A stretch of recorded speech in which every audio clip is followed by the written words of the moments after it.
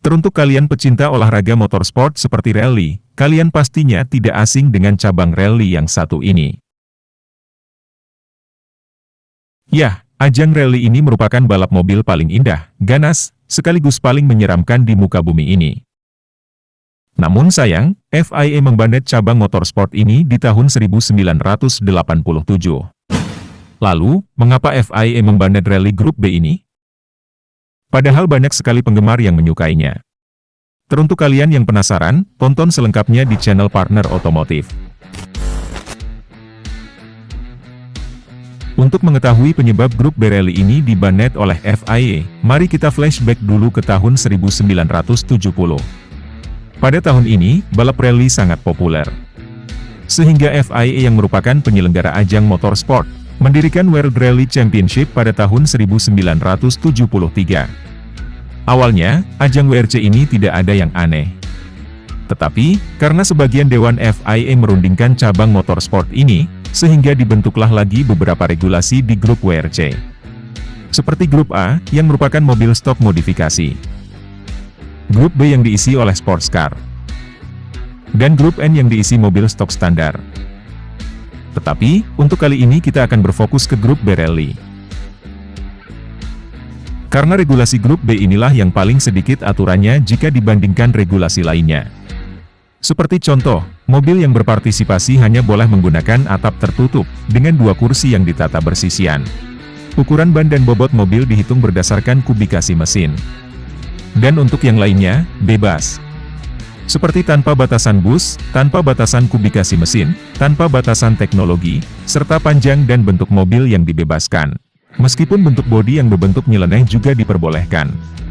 Dan ada satu aturan lagi, yaitu, produsen mobil yang ingin mengikuti kompetisi ini, diharuskan membuat mobil produksi massalnya sebanyak 200 unit.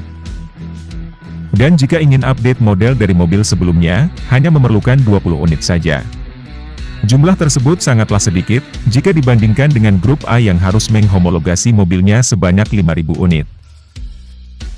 Dengan sedikitnya regulasi tersebut, para pabrikan mobil berlomba-lomba untuk membuat mobil paling powerful dengan teknologi terbaru. Dari sinilah keindahan dari grup B terlihat. Dengan minimnya aturan, maka pabrikan bisa meracik mesin, penggerak, dan bodi yang mendekati hasil sempurna. Untuk mengejar hasil yang sempurna tersebut, pabrikan juga bisa mengetes mobilnya di medan aspal, tanah, lumpur, bersalju, hingga hujan badai sekaligus.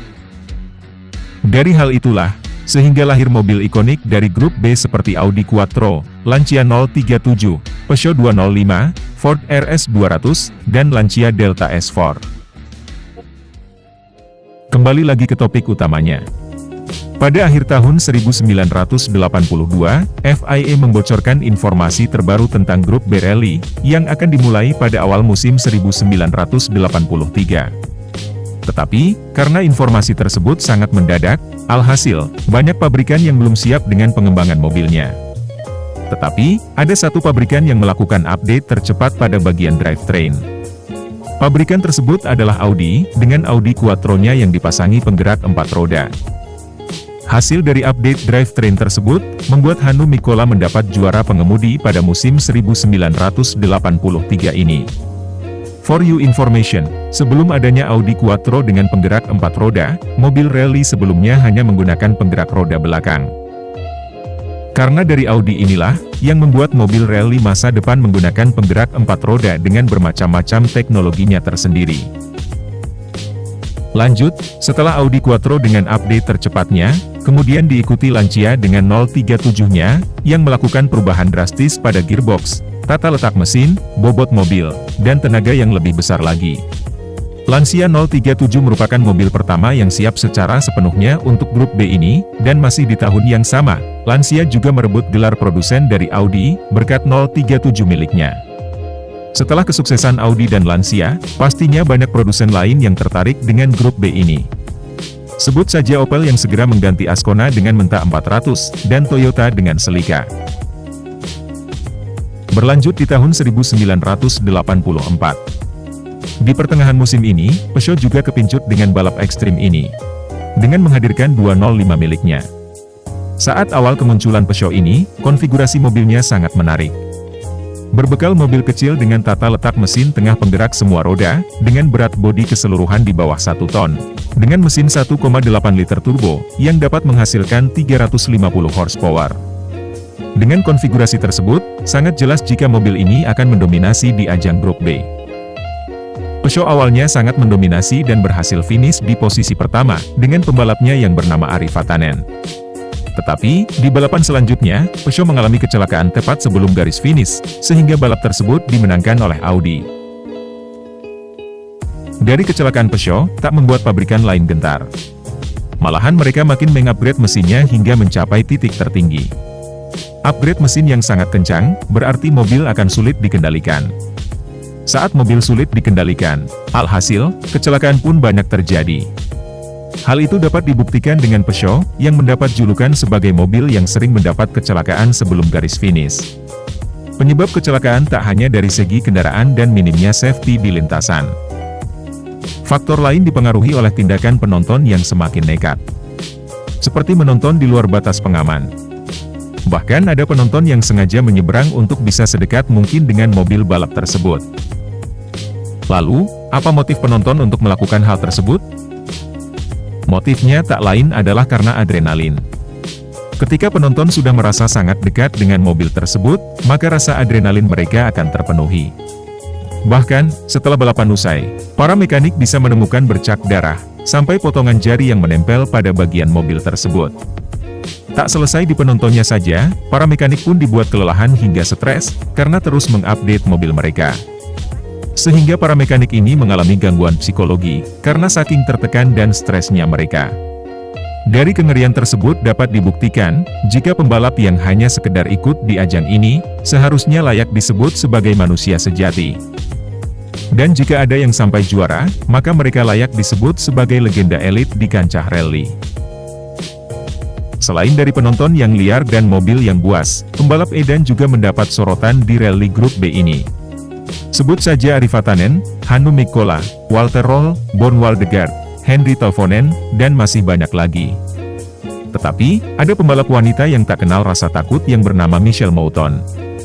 Bahkan, sang legenda F1 Niki Lauda, menyebut wanita satu ini sebagai superwoman, karena keberaniannya mengendarai mobil Grup B. Hal itu dibuktikan saat Michelle berlaga dengan Audi Quattro. Michelle pernah merasakan menabrak pembatas jalan dengan kecepatan tinggi. Dengan semakin melambungnya nama rally Grup B, tak heran jika makin banyak para pembalap dan engineer yang berpartisipasi. Yang tak lain, tujuannya untuk menciptakan mobil yang lebih kompetitif lagi, dan dibarengi dengan memperebutkan gelar juara. Di tahun 1985 ini, adalah tahun mobil Grup B yang lebih baru diperkenalkan. Sebut saja Citroen yang menggunakan BX4TC. Ford dengan RS200 yang diklaim dapat menyentuh output hingga 450 horsepower. Lancia yang mengganti 037-nya dengan Delta S4, yang diklaim mampu berakselerasi dari 0 ke 100 dalam waktu 2,8 detikan di medan gravel. Dan yang terakhir ada Audi Quattro S1, yang dapat menembus output hingga 600 horsepower. Dengan keberadaan mobil baru yang sudah kami sebutkan, maka mobil akan semakin kencang, dan alhasil crash pun banyak terjadi. Dimulai dari pembalap lansia yang bernama Attilio Bettega, di tahun 1985. Pada saat berlaga, mobilnya kehilangan traksi, dan membuat dirinya masuk ke jurang lalu menabrak pohon, yang membuat dirinya meninggal di tempat. Tetapi, co-drivernya selamat dan masih bisa mencari pertolongan. Berlanjut di tahun 1986, ada pembalap asal Portugal yang bernama Joaquim Santos, yang mengendarai Ford RS200. Saat Joaquim Santos memacu mobilnya, dan akan memasuki tikungan di Lagoa Azul Portugis, ia kehilangan traksi, dan menabrak sebagian penonton. Dari insiden tersebut, tentunya memakan 3 korban jiwa, dan 31 orang mengalami luka-luka. Merasa kompetisi ini mengancam nyawa, 3 tim pabrikan waktu itu langsung mengundurkan diri dari ajang Grup B. Tak selesai di sana, masih ada kecelakaan kedua dengan mantan pembalap F1 bernama Mark Surer, yang ingin mencoba Ford RS200. Ketika Mark Surer memacu mobilnya sekencang mungkin pada lintasan lurus, mobilnya kehilangan traksi, lalu menabrak pohon dan terbakar. Mark Surer selamat, tetapi ia langsung koma. Dan co-drivernya langsung meninggal di tempat. Masih belum selesai, kecelakaan terakhir dilakukan oleh pembalap muda yang bernama Henry Tavonen dan co-drivernya dengan Lancia Delta S4. Bahkan, para senior rally yang mulai berhati-hati dengan balapan tersebut, dibuat geleng-geleng kepala, dengan performa Henry Tavonen saat memacu mobilnya dengan kecepatan tinggi. Bahkan Walter Roll pernah berkata, Henry berkendara sedikit gila, dia terus melaju kencang, dan selalu lebih kencang seperti orang yang kesurupan. Omongan tersebut bukanlah sebuah bualan. Lantaran Henry masih memiliki jiwa muda dengan semangat api yang menggebu-gebu, sehingga ia tak ragu untuk memacu mobilnya secara penuh. Lanjut ke ceritanya. Tepat di tanggal 2 Mei di Tour Korsika Perancis, Henry Tavonen langsung memacu mobilnya setelah aba-aba dibunyikan. Namun, tepat 7 km setelah garis start, mobil Lancia yang ditumpangi Henry dan co-drivernya melompat ke jurang, dan mobilnya langsung terbakar. Lebih naasnya lagi, tim penyelamat datang terlambat karena medan yang sangat sulit untuk dilalui. Sehingga saat ditarik ke atas, mobil hanya menyisakan sasis. Dan dapat dipastikan, keduanya meninggal di tempat. Setelah kecelakaan Joaquim Santos yang menabrak penonton, tewasnya Michel Wider di RS 200, dan tewasnya Henry Tavonen beserta co-drivernya, FIA langsung melarang mobil grup B dan seluruh regulasinya untuk tampil di musim 1987 dan seterusnya. Dari serangkaian peristiwa tersebut, tertutuplah lembaran sejarah dari grup B Rally. Bersamaan dengan terkuburnya kenangan indah nan menyeramkan dari penonton, pembalap, mekanik, dan mobil itu sendiri. Sebagian orang menganggap jika era keemasan rally terjadi pada grup B ini, yang dimulai tahun 1984 hingga tahun 1986. Mungkin itu sedikit cerita tentang terbang dan tenggelamnya rally grup B. Tetapi, semisal grup B masih ada hingga sekarang, dan menggunakan teknologi terbaru masa kini dengan mengutamakan safety. Apa yang akan terjadi? Tulis pendapat kalian di kolom komentar. Baiklah. Sudah saatnya kami pamit, sampai jumpa dan tunggu kami di video selanjutnya.